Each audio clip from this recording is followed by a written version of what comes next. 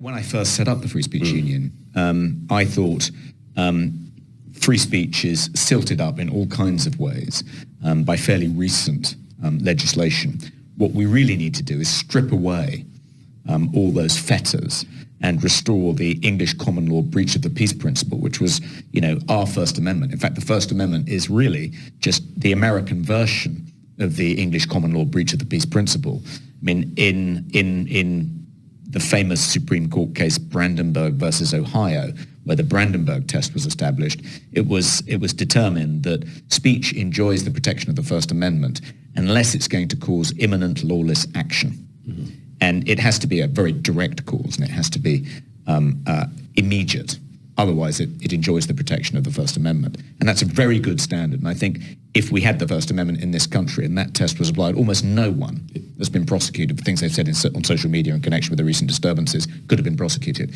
And the English common law breach of the peace principle is that speech within the obvious limits, we're not defending child pornography, we're not defending betrayal of state secrets, we're not defending indiscriminate libel, but within those obvious limits, speech should be permitted unless it's going to cause an imminent breach of the peace. That used to be the principle until the mid-60s, when the Race Relations Act was passed, and then it became a crime to intend to stir up hatred, intend effectively to breach the peace, whether the peace was breached or not. That was a significant departure, a Rubicon Crossing moment in which we resiled from that essential bulwark of English liberty. And in an ideal world, yes, we would return to the English common law breach of the peace principle. We would have our version of the First Amendment. When I first set up the Free Speech Union, that was my vision. Yes. This is what we're going to campaign for, and this is achievable.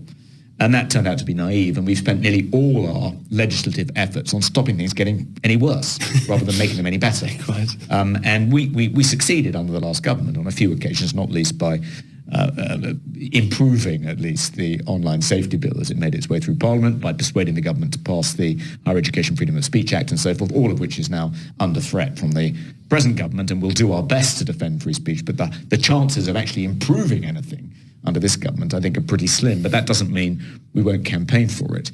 I think it's, I remember listening to this documentary on Radio 4 about the SAS's activity in Greece, I think in 1941, 42, around there.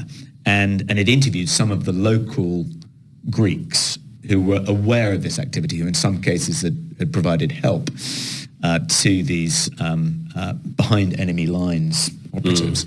And it was pointed out that nothing the SAS did, in Greece did much to kind of disrupt the Nazi war machine. It was like, they were kind of making a very minor impact, and any damage they did was quickly repaired.